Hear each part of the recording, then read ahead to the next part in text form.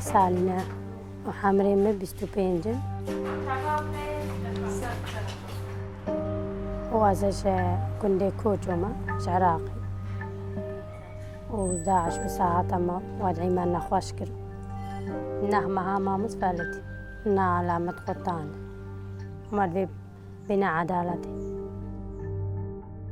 In August 2014, the so-called Islamic State or Daesh attacked the Sinjar region in Iraq, and they attacked especially the Yazidi and Christian minorities living there. When Daesh entered the villages and cities, they immediately began to separate people by their religion, and they had a plan to kill all the men. And the women and children, they were taken as slaves.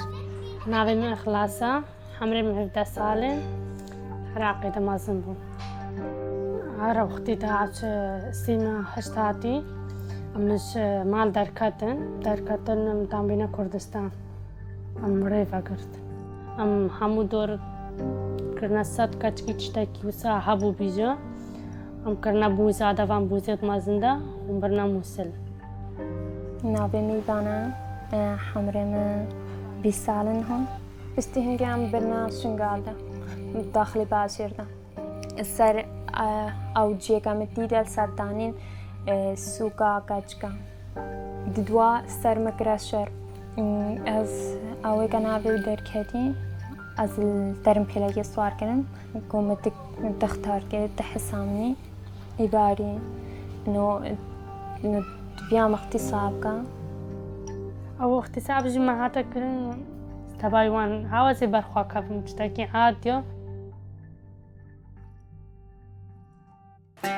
There is a possibility in the German law for a state to start a humanitarian admission program, and that's what we did.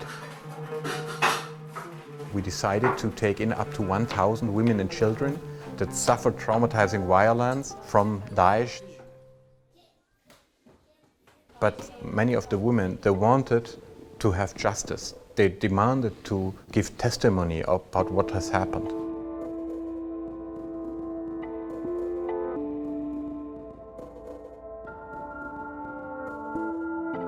I met Rabia in 2014. I immediately recognized that it was very helpful that she was a woman, because many of the traumatized women would not be ready to talk to men about what has happened. It's important for health survivors that they feel comfortable. Not only the support to speak the language, but to understand the cultural aspect. How should we approach survivors? How should we respect them? What should we take into consideration? ترى عمرها بيتذكرك بمرتاحبهم جيروكا خجركو فرقينا ومتجوروكا خوش تكاسيرانا قوتوسا بس يعني أزبوي مرتاحبهم مش حقي ما تقرينا نازيدات. وقت ما ربيعات زيتي أحسيام إنه هناك الدنيا ده هنا ما بحسين. Helps also to be a policewoman because you have the investigation experience and to know how to investigate, how to ask the right questions, which question you should not ask, which direction you want to go when you hear the story and what you want to collect. What we received as a proof of evidence, we collect it and we keep it till one day a tribunal will be established.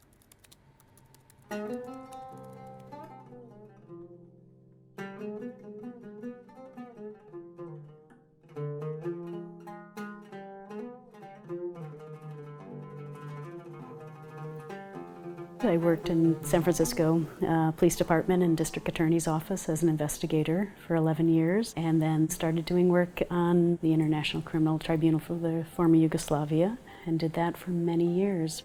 At the time that I came on to the Commission of Inquiry for Syria, one of our first challenges is to find victims.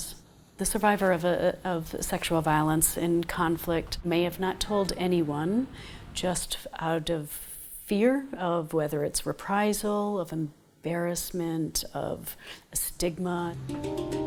It's sort of an investigation within an investigation where you have to know the community and the culture. So maybe it's not being reported, but maybe you're learning that men and women have been separated in particular areas, or a spike in miscarriages, a spike in attempted suicides. All of these may be indicators.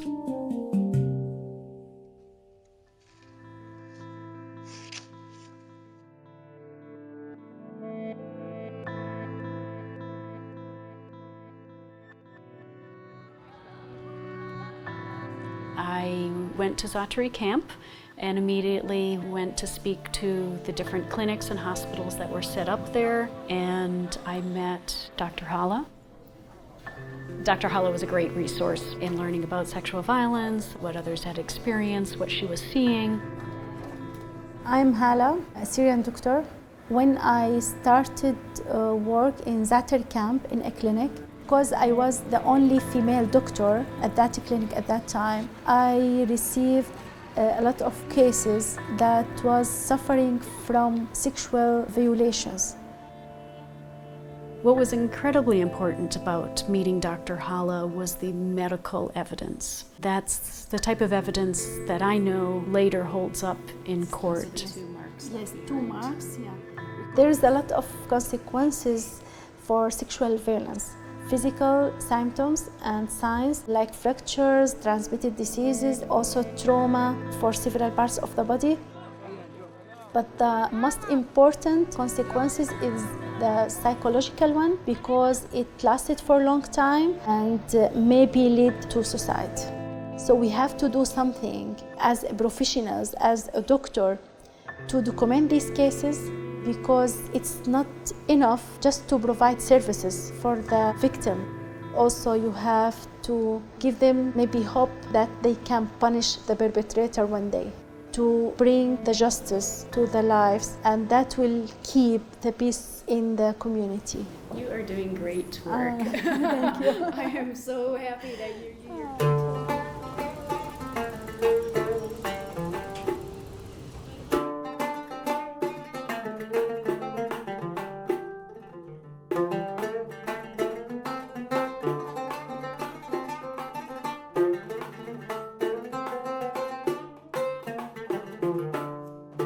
I am Berivan and I'm 27 years old.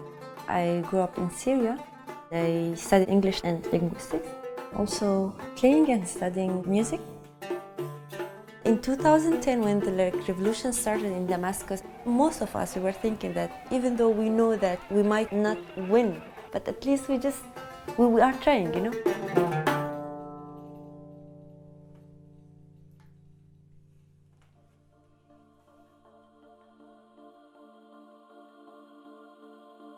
It was at night when they came. I just saw men, like really tall men with weapons, and you know, like they have masks. Then they took me. First day they were really aggressive. Why you are not virgin? You are such a whore, like you don't marry, and you know, like for me it was really a shame, you know, really harm, like why you are asking me this. And there was like Imam who was like trying to orient me to the Islam and how to be a good woman. At that time, I was really, really scared that they will marry me to a sheikh or like to a leader, and then will be the end.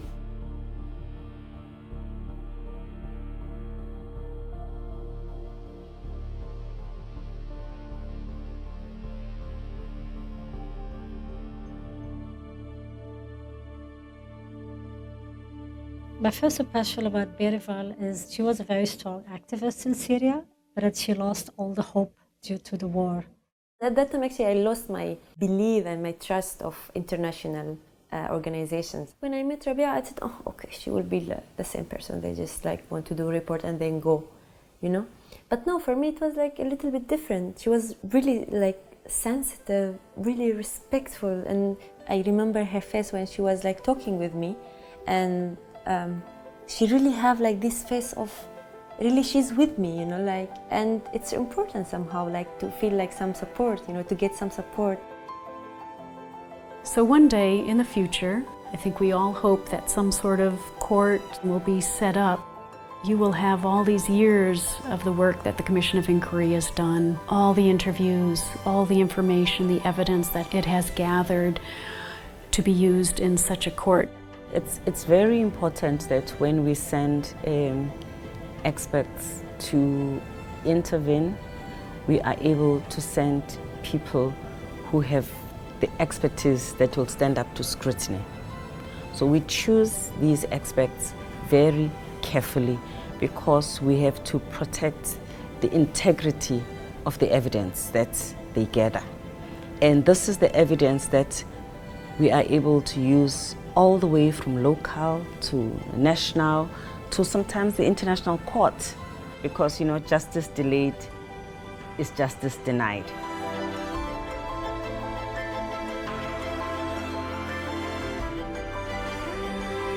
هاتي منتظني بيجن هر عقوبة ما خواكش وان را خلاصنا بمشان عقوبة ببين بأو ياما قلتها لي بقى هادنا حاسبة عندن نوزي كسكار تشتكي بكم إيش خلقي